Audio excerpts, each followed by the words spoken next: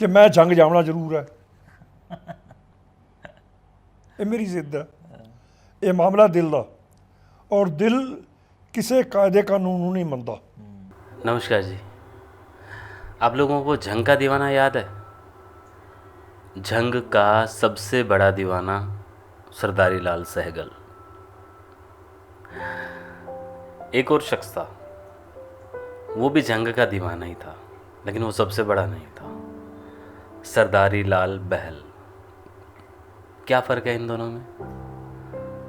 सिर्फ और सिर्फ सरनेम का।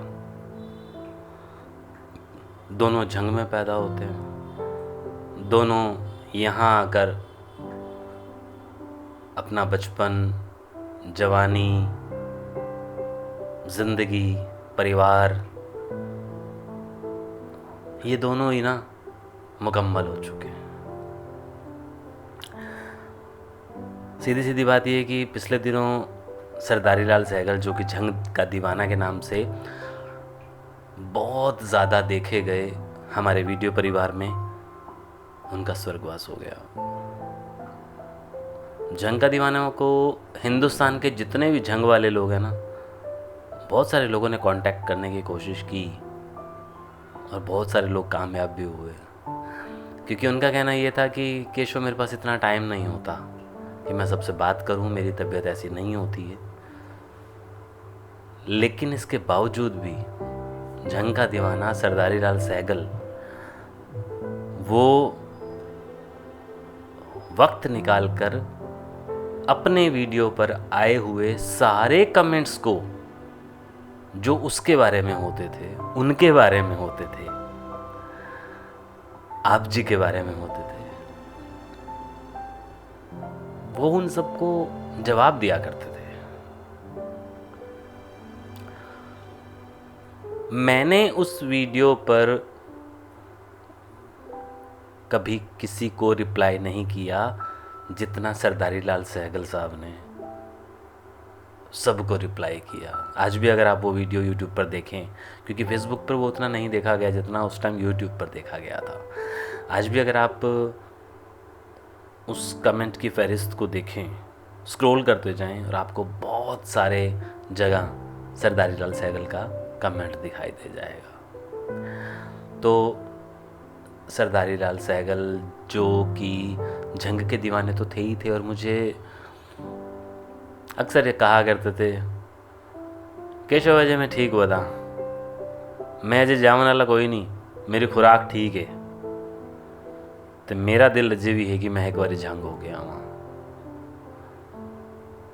और उनकी इस बात को सुनकर उनकी मिसेज मुस्कुरा पड़ती थी। हालांकि ये दोनों कभी भी आपस में, मैं इनके घर में 2-3 दफ़ा गया हूँ और पूरा पूरा दिन मैंने इनके साथ बिताया है, लेकिन मैंने इन दोनों को आपस में झांगी ज़बान में बात करते नहीं देखा। हाँ, दोनों को नोक झोंक, लड़ते झगड़ते, प्यार मोहब्बत में बहुत देखा है। और वो अपनी बात जब कहते थे, तो जब उनकी मिसेस बीच में बोलती थी, तो वो, तू रुक मैं बताता हूँ। मेरे साथ लंबी लंबी बातें होती थी उनकी, लेकिन पिछले एक लंबे अरसे से मैं बात नहीं कर पा रहा था, लेकिन उनको मेरा इंतज़ार था, ऐसा मुझे पता है। तो बस पिछले दिनों उन्हीं के नंबर से, उनके परिवार में से शायद उनके बेटे ने भेजा होगा या किसी ने तो भेजा होगा, मेरे पास एक आया रस्म पगड़ी का कि बाबूजी चले गए हैं और उनकी रस्म पगड़ी 8 तारीख को है। तो बड़ा अजीब सा लगा था। उसी दिन संजय बहल, जो कि रोहतक वाले हैं, उन्होंने एक पोस्ट डाली थी और 1 मिनट बाद मेरी नज़र उस पर चली गई थी। तो उस पर लिखा हुआ था कि हमारे जो सरदारी लाल बहल साहब हैं वो भी चले गए हैं। तो ये बड़ा अजीब सा वाक़या था कि दोनों सरदारी लाल, दोनों झंग के एक ही टाइम पे चले जाते हैं।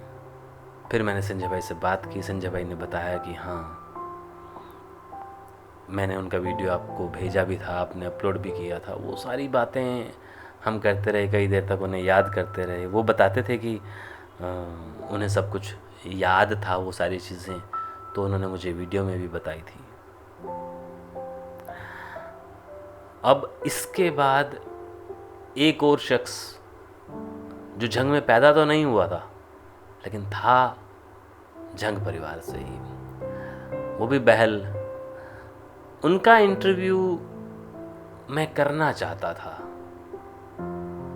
इस हवाले से नहीं कि वो वहाँ पैदा हुए थे, मैं इस हवाले से कि उनके परिवार में क्या क्या हुआ था। और वो थे मेरे कैमरा गुरु। मैं उनको कैमरा गुरु कहूँ या क्या कहूँ, मैंने उनके अंडर में पहली क्लैप दी थी। वो हमारी फिल्म के कैमरामैन थे, मेरे कैमरा गुरु नहीं थे, लेकिन मैं उन्हें अपने शब्दों में यही कहूँगा। अशोक बहल साहब मुंबई में रहते थे, लेकिन हरियाणा से वो कटे नहीं थे। मैं भले मुंबई छोड़ के आ गया था, लेकिन वो हमेशा याद करते रहते थे। और एक दिन तो उन्होंने मुझे फ़ोन करके कहा था कि मेरी साली पंजाब में रहती है और वो तेरे बहुत वीडियोस देखती है। तो उसने मुझे जिक्र किया, तो मैंने कहा कि वो तो अपना बच्चा है। तो अशोक जी के साथ मेरा बहुत प्यार था, हम सबका बहुत प्यार था। हम जितने भी थे सब उनके लाडले थे। मैं, हिमांशु, राम, अमित, सचिन, हम जितने भी थे, शिव, राकेश, दीपक, सब वो बहुत ही प्यारे थे। तो उनके नंबर से आया कि वो चले गए। अब जब मैं पिछली दफ़ा गया था 2 साल पहले, तब मैं उनसे मिला था जाके थोड़ी देर के लिए। 2 साल पहले, 3 साल पहले, तब मैंने उनसे कहा था कि मुझे बातचीत करनी है। तो वो मुस्कुराए कि करेंगे, लेकिन मेरे पास क्या है। मैंने कहा वो तो जब मैं आपको कुरेदना शुरू करूँगा तब आप बताएंगे कि आपके पास क्या है। आपके पास तो बहुत कुछ निकल के आएगा परिवार के हवाले से। तो मुस्कुराते थे, क्योंकि वो कैमरा शाय थे। मतलब उस तरह से वो कभी कैमरे पे आए भी नहीं, या उनको ये था कि केशव मतलब क्या पूछेगा, ज़बान से बहुत दूर दूर तक एक कट ऑफ हो चुका था। तो वो चले गए, उसका भी बड़ा मलाल हुआ, क्योंकि ऐसे ही हमारे सलील मलिक साहब चले गए थे ना पिछली बार, जब मैंने उनका एक श्रद्धांजलि वीडियो बनाया था। तो ये 3 जो लोग हैं झंग वाले, जिनको मैं आज बैठ के याद कर रहा हूँ, एक छोटी सी श्रद्धांजलि दे रहा हूँ, जिनको मैं बहुत ही प्यार करता था, ये चले गए। और आप लोगों को बताना इसलिए भी ज़रूरी समझता हूँ, आप हमारा परिवार हैं। और जब जब मुझे पता चलता है तो मैं अब ज़रूर बताता हूँ, बताने की कोशिश करता हूँ। हालांकि पीछे और भी बहुत सारे मैसेजेस आए थे कुछ लोगों के कि ये भी चले गए, वो भी चले गए। उसमें से जो मुझे फ़िलहाल नाम याद आ रहा है, हमारे शिवलाल गांधी साहब चले गए। मैं उनके लिए श्रद्धांजलि वीडियो नहीं बना पाया। मैं वो डिटेल में बनाना चाहता हूँ, बताऊँगा। अब शिवलाल गांधी साहब कौन है, उनके बारे में मैं बाद में बताऊंगा, लेकिन अभी याद कर रहा था तो याद आ गया कि मैं उनको भी तो नमन कर लूँ। शुक्रिया।